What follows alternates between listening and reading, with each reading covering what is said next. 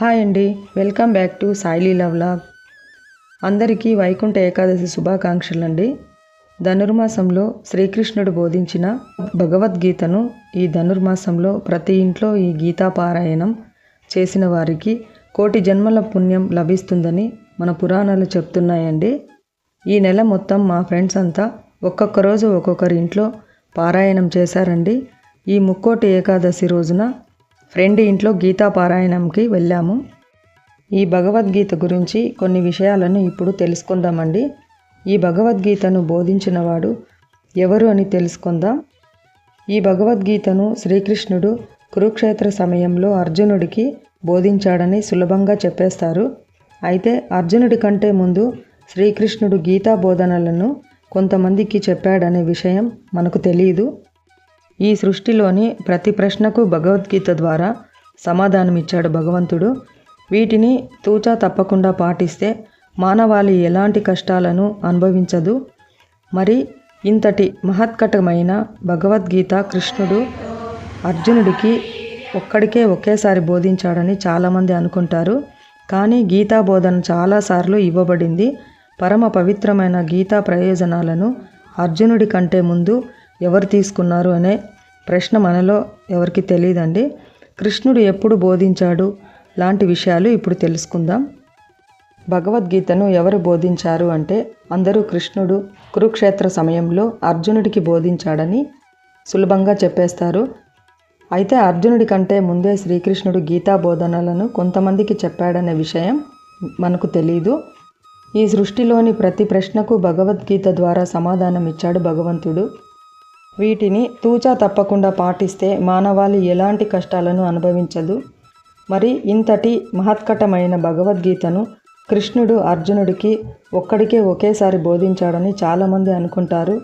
కానీ గీతా బోధన చాలాసార్లు ఇవ్వబడింది.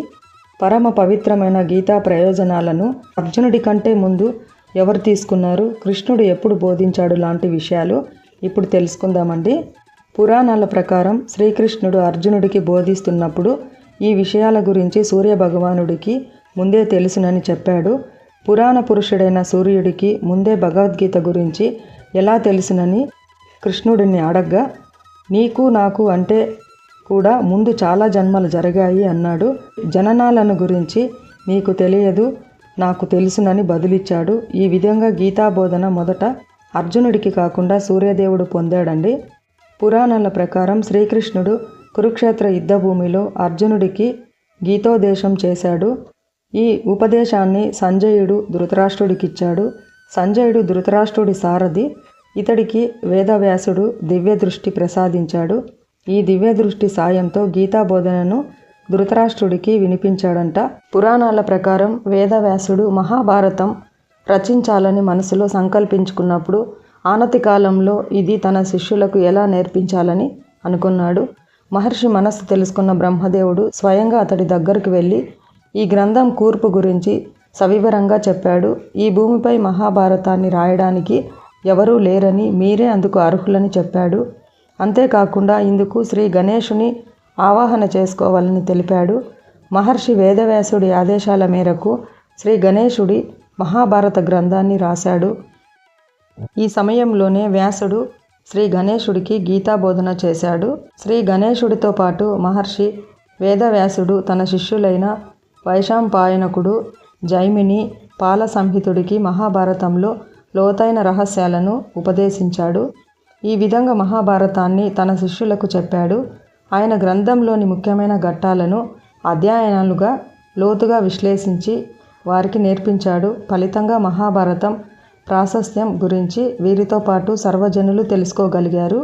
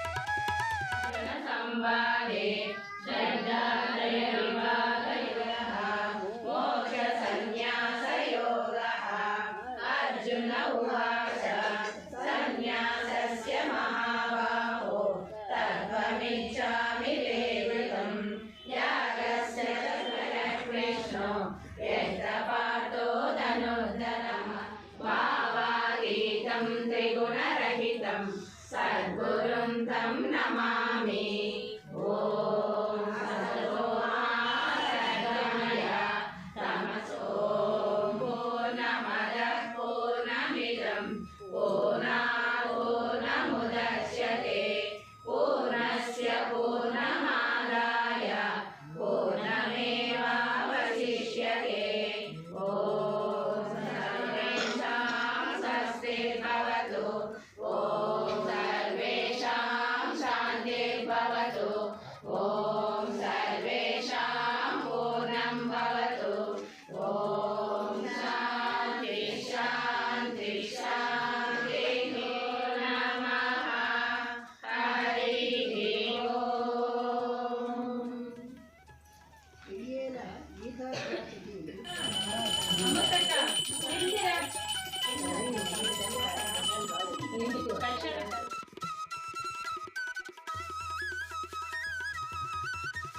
ओम केशवाय स्वाहा, ओम नारायणाय स्वाहा, ओम माधवाय स्वाहा, ओम गोविंदाय स्वाहा। शुभे शोभन मुहूर्त्याद्य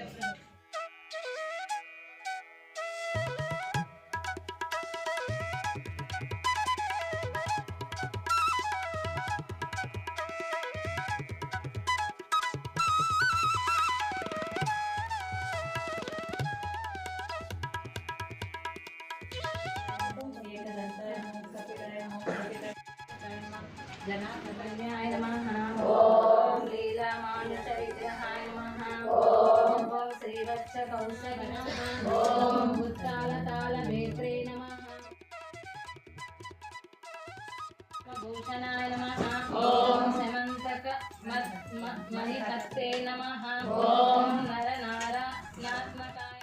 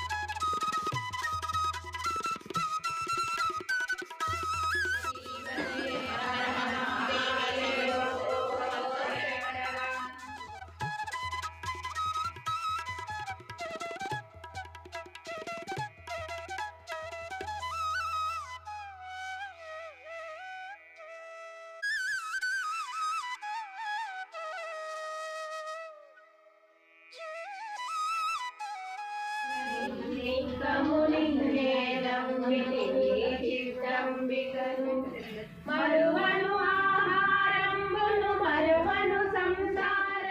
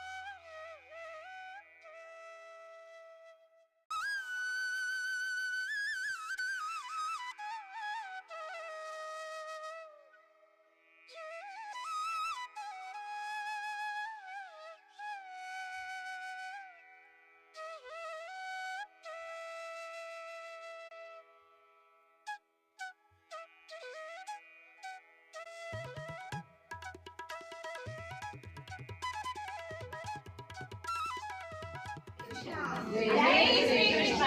జై జై శ్రీకృష్ణ.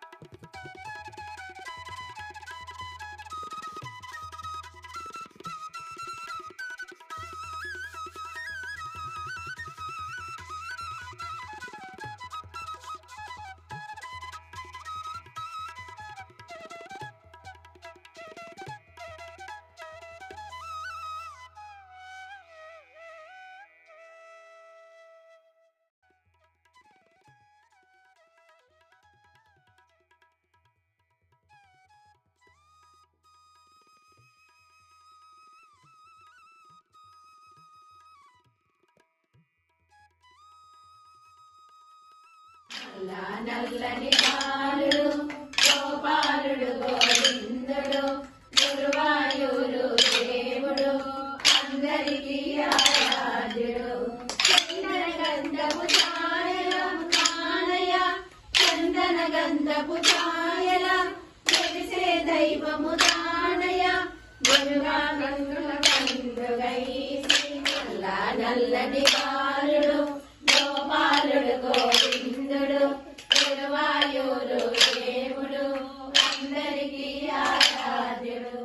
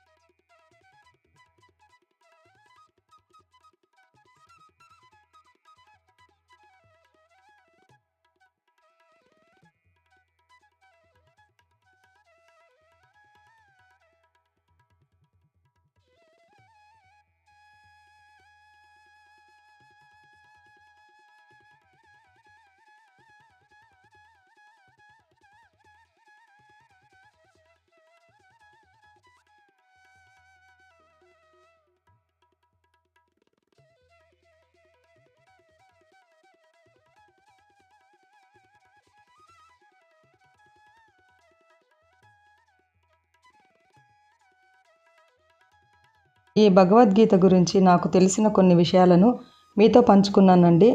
మరొక్కసారి అందరికీ వైకుంఠ ఏకాదశి శుభాకాంక్షలండి. జై శ్రీకృష్ణ, జై భగవద్గీత. ఈ వీడియో మీకు నచ్చినట్టయితే లైక్ చేసి సబ్స్క్రైబ్ చేసుకోండి. నెక్స్ట్ వ్లాగ్లో కలుద్దాం.